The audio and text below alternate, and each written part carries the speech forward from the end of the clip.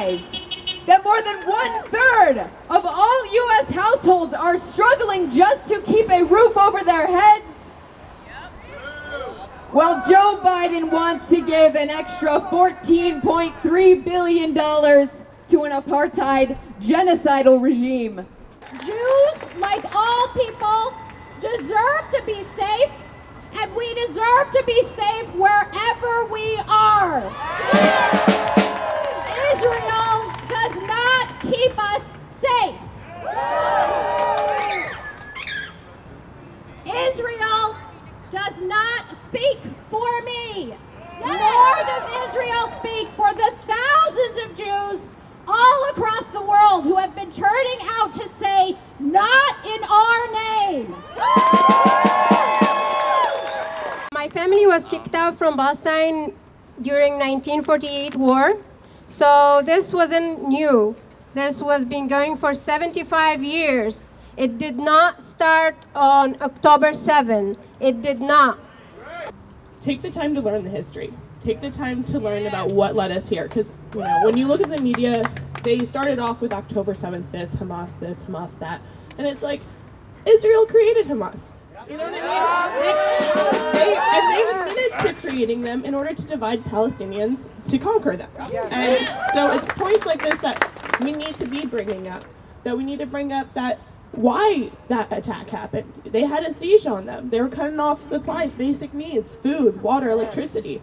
The media doesn't bring this up. People don't bring this up, so it is important to explain how we got here, why we're here, how this happened. And of course, any killing of civilians is wrong. However, what happened on October 7th, it does not compare at all to the 77 years of the oppression that Palestinians have been going through. Western media want to make it like it's a Muslim and Jewish. It's not. It's not a religion war. It's never be. And it will never be. We've been living with Jewish for 1,000 years. 1,000 years. We don't have any problem with them. They don't have any problem with us. It's a Zionist. It's not Jewish. I'm from Palestine. My whole family is from Palestine. They're in the West Bank, and I'm really scared for them.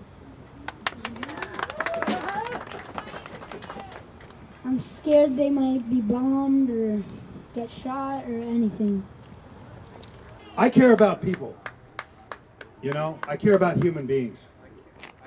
And it breaks my fucking heart that I have to get up every morning and watch this. Now, of course, I'm Palestinian, and the generational trauma, the feeling like a bit of your soul is dying every time you see one of these folks die. It's killing me slowly every fucking day. It's killing a lot of us slowly every fucking day. But we're still here. We are here. And we're not going anywhere.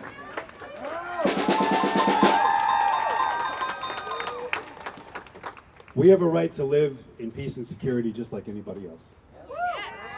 We have a right to live on our land like we've lived on our land for thousands and thousands of years, just like anybody else.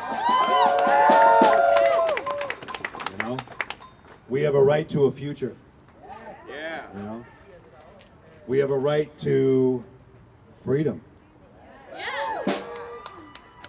And that word freedom, it's like, I heard somebody say this the other day, and I think it was one of our Jewish folks, they said, look, none of us are free if the Palestinians are not free. Have we forgotten that there are Palestinian Jews? This is not a war. This is shooting fish in a barrel and complaining about the splashes. I ask everyone, especially my fellow Jewish people that might be confused on the topic, to please stop and think about how the same people that were chanting "Jews will not replace us" just a couple of years ago now suddenly, quote-unquote, support us. They do not. I know that right now many people are turning to Jews and are saying, if I criticize the actions of Israel, is that anti-Semitic? No! I want to say to and unequivocally no. Zionism does not equal Judaism. Israel does not speak for us.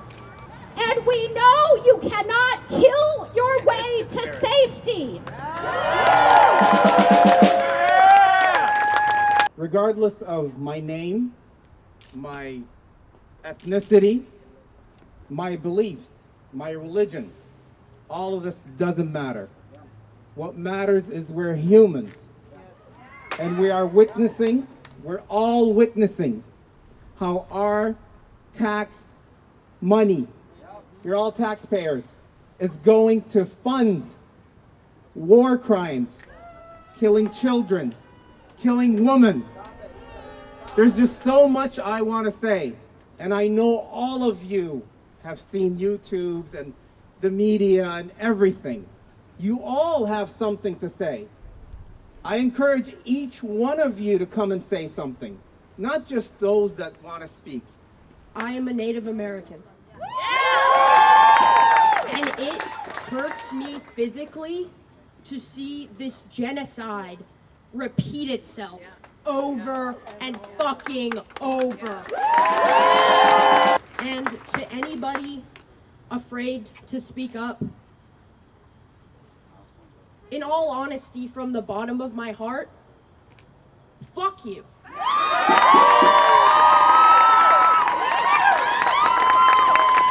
If that were your family out there being murdered, you wouldn't stay silent.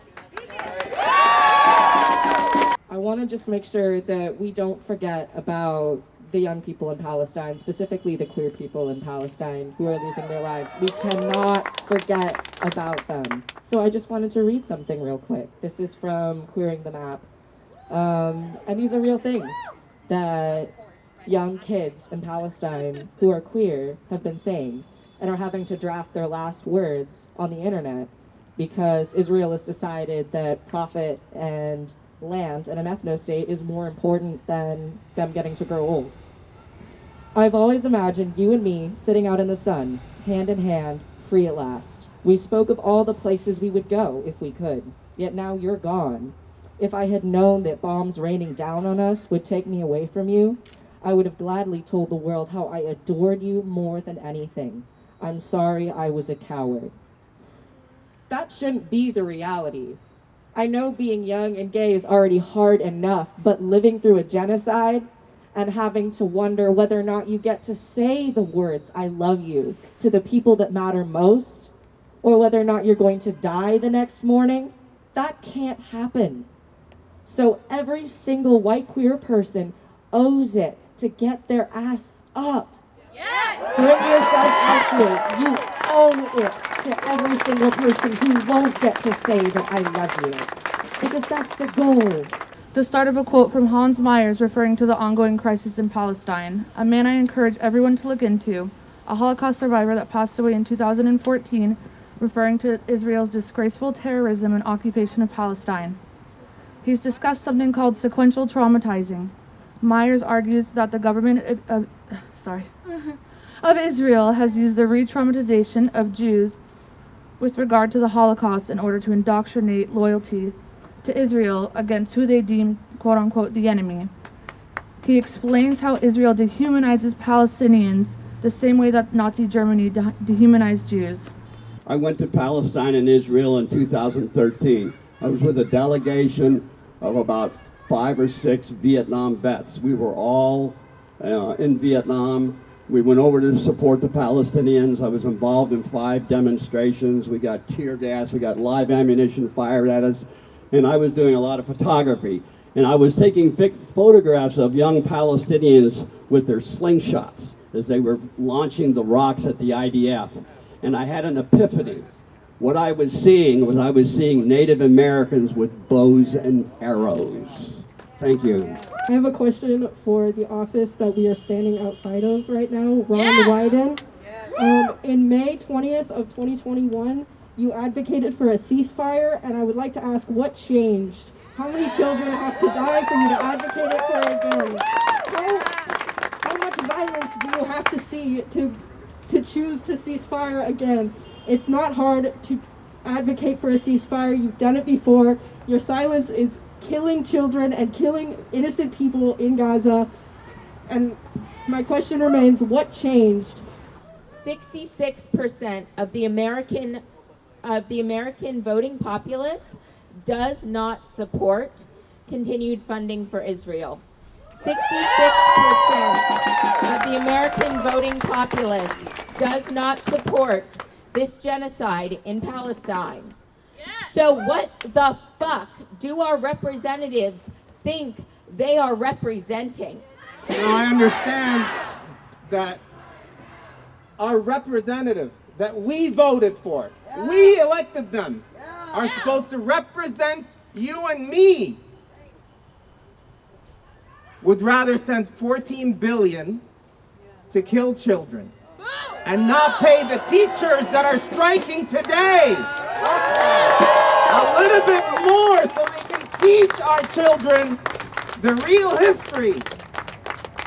But I find it extremely insulting to our intelligence that these representatives are supposed to be here representing us, but they're hiding in their offices. They're not showing the world their faces because they're terrified to face the fucking music. So, ceasefire, stop the genocide, vote. I don't know, vote for me, don't vote for me, but just know I'm on the right side. My name is Courtney Cosgrove, and fuck Ron Wyden. Jewish people and our allies since the Holocaust have used these words to guide us. Never again. And when we say never again, we mean never again for any people. I've been called a Jew hater by my own people because I don't co-sign the bombing of residential areas, cutting off electricity, food, and water to 2.2 million people. I'm a self-hating Jew because I don't condone the same dehumanization that it was used in the Holocaust being used on the Palestinians. I live across the river. I'm represented by Marie Perez, and I have been calling her. I finally got a response from her. I sent it over to the organizers so they can publish that, but I've written an open letter in response, or started writing an open letter, so I'd like to share that. I'm writing to you as an American citizen, a paramedic, a lifelong student, and most of all, a fellow human being. These last few weeks, I felt incredible sadness, anger, disappointment, horror, and most of all, shame. I'm terribly sad, disturbed to my very core by the countless images, stories, and footage of thousands of innocent human beings being slaughtered by Israel, a people without a state, without self-determination, without rights, without the bare necessities, and without a single powerful ally on the world stage that is willing to stand up for them. I have seen more dead and mangled children than any human being could possibly bear to believe that we've collectively had to bear witness to in our modern digital world. I've seen a reporter embracing the remains of his family, murdered in a declared safe zone. That same reporter immediately returned to his mission of exposing the atrocious genocide. I've seen paramedics pulling victims out of the rubble only to realize that it's their family. I've seen families marking their children's names on their arms so their disfigured bodies might be identified. I've seen bombed out ambulances. I've seen countless body bags stacked around hospitals that are being bombed or under threat of bombardment. As a medic, I've been asked too many times, what's the worst thing you've ever seen? I've always avoided answering that question, but that question will forever be answered by this. As I approach my ambulance at the beginning of every shift, I imagine it riddled with holes and busted out windows. I imagine empty shelves and kits in my ambulance. As I'm driving down the road, I imagine hearing the bombs rain down, wondering if this is the one that erases me and my partner from the earth. I walk through the hospital hallways and imagine them dark, filled with scores of sick and injured, being treated or operated on by flashlight on the floors. I imagine not being able to relieve the pain and suffering of my patients due to lack of medications. I imagine having to intubate people without sedatives, paralytics, or analgesics. I imagine the battery on my ventilator slowly running out, only to have to bag my patient until my hands run out of strength to squeeze the bag and watch them die. I don't know how they do it. I don't know how they keep responding to calls in this fucked up, twisted reality. I'm an empathetic person, but no level of empathy can give me the slightest grasp of their reality. Not a second goes by without the Palestinian people weighing heavy on my mind. I cry every day for them, and I cry because we've collectively lost our humanity. It takes major cognitive dissonance to not recognize this genocide. So if you'll permit me, I'd like to read 2 quick poems on the subject of memory. One about the Armenians, 120,000 of whom were massacred and ethnically cleansed, a week or less before October 7th? And it seems the world has already forgot about them. It's up to us to remember the stories of the oppressed. Who remembers the Armenians? By Najwan Darwish. I remember them, and I ride the nightmare bus with them each night, and my coffee this morning, I'm drinking it with them. You murderer, who remembers you? Who remembers the Palestinians? By Sophia Arman. We do. Yes. And I ride the bus to the Nakba protest with them each day. And my Surj, this morning, we are drinking it with them. You genocider, who remembers you? We do. And also, a word to my Jewish siblings in the diaspora, as well as historic Palestine. When we dehumanize the Palestinians, including children, and call them human animals and other horrific language that's been used in recent weeks and the last 75 years or longer, we dehumanize ourselves as well. We are destroying ourselves. Us Jews in the diaspora and in historic Palestine must remember that to dehumanize Palestinians is to dehumanize human life and therefore ourselves. I'd like to end this with a quote by Noam Chomsky.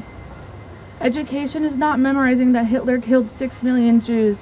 Education is understanding how millions of Germans were convinced that it was required. Education is learning to spot the signs of history repeating itself. Ceasefire now, end the occupation, and free Palestine. What do we want? Ceasefire! When do we want it? Now! Free Palestine! Free Palestine! Free Palestine! Free Palestine! From the river to the sea! From the river to the sea! Palestine will be free! Palestine will be free! Netanyahu, you can't hide! Netanyahu, you can't hide! We charge you with genocide! We charge you with genocide! Netanyahu, you can't hide! Netanyahu, you can't hide! We charge you with genocide! We charge you with genocide! Free Palestine!